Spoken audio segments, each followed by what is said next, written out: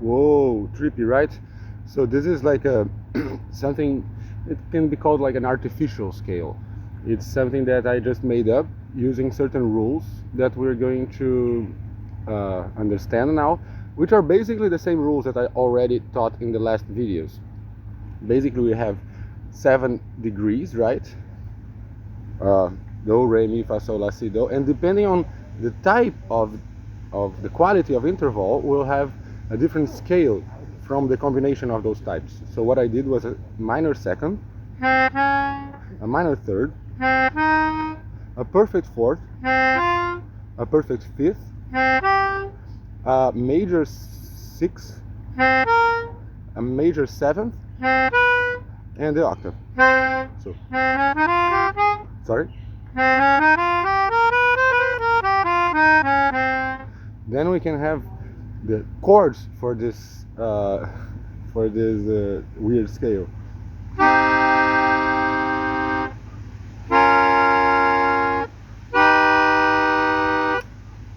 And then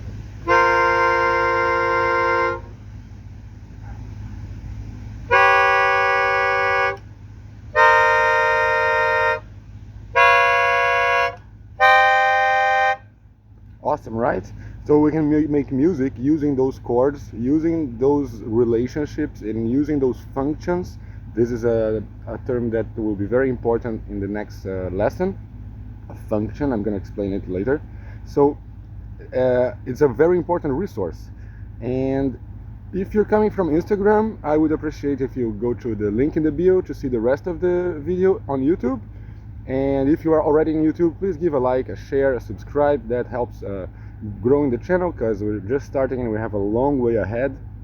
I hope by the end of the year, my viewers will not only be able to play music, but to do music. Something like that is completely different from just executing a series of commands. Something like, okay, I'm playing 1, 2, 3, 5, 5, 3, 4. No, I want you to understand it in a way that you can then create maybe a line that goes with it. Something simple like, without no one having to tell you that this is a possibility, right? You are going to be understanding music in a way that will allow you to expand upon a given melody, or an idea that you had, or an idea that a friend of you had, and you want to contribute. You have like the vocabulary and the tools to do so. So as I said, share, like, and subscribe, and let's continue. The way I want to continue is by showcasing my newest flutes, and also bringing back an old one. This is flute 19, and it's a flute that I like to call it the melodic minor, because it has imbued in its digitation the melodic minor.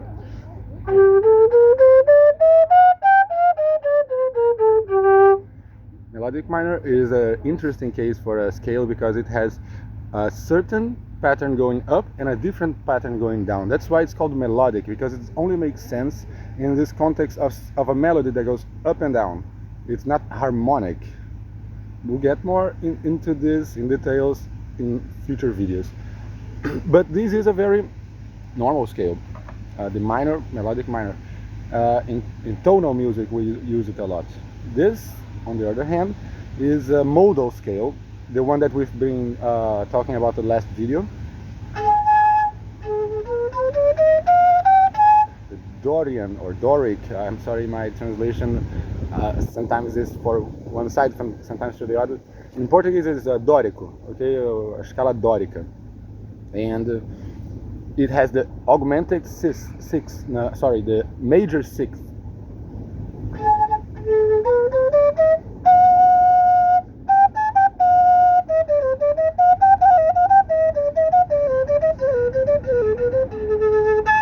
Okay, so this was made using that rule. I was always thinking about the relationships as I was doing the holes. And the same applies to this one, but this one is a special case too. It is a minor, but I'm including a note below the last one. So I have a scale that is minor.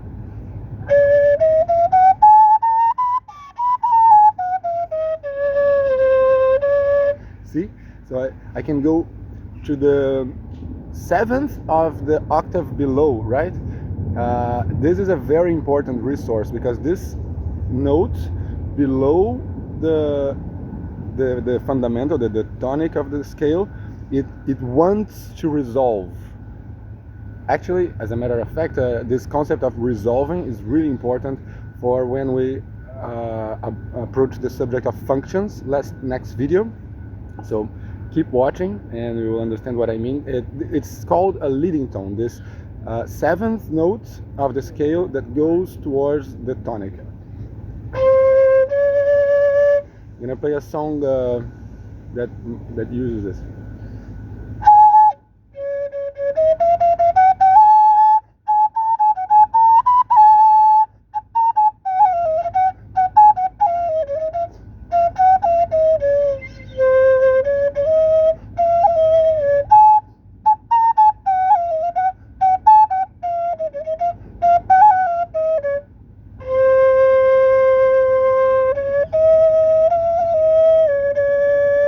See, it goes to the leading tone,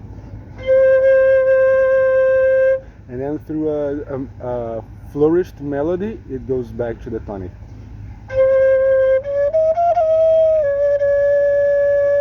Right?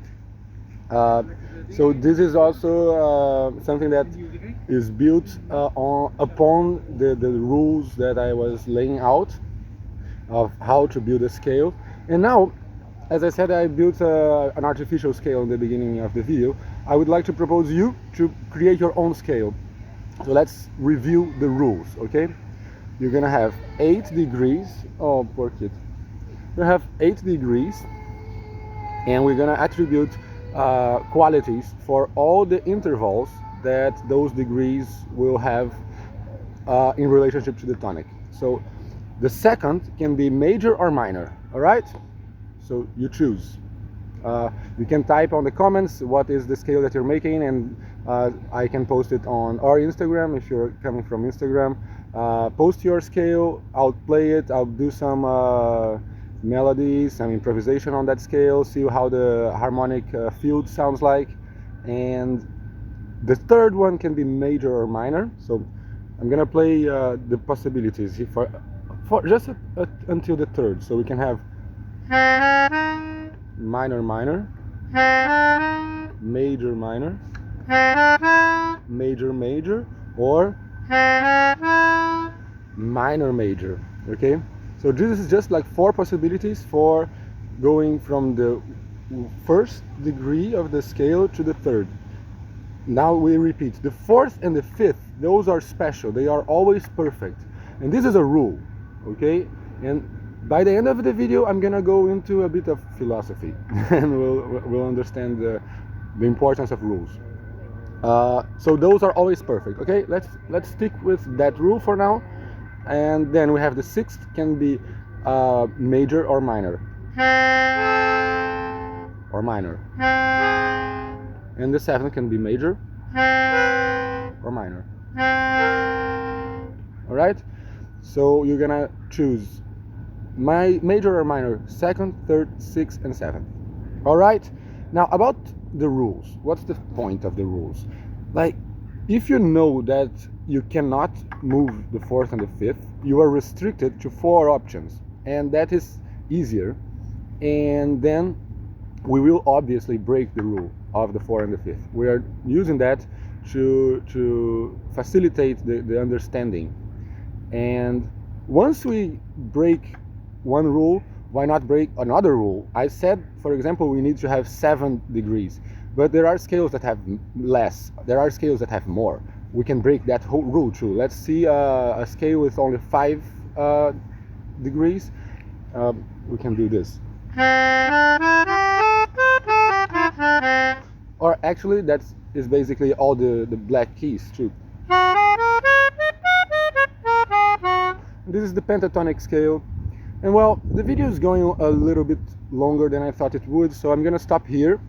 And just to conclude this philosophical idea, the rules are meant to be broken. Okay, you are not forced to do anything in music a certain way or another way. Like, this is all a resource, a tool, a means to an end. The rules are there to guide our exploration of the possibilities, the infinite possibilities of music, and they come from culture.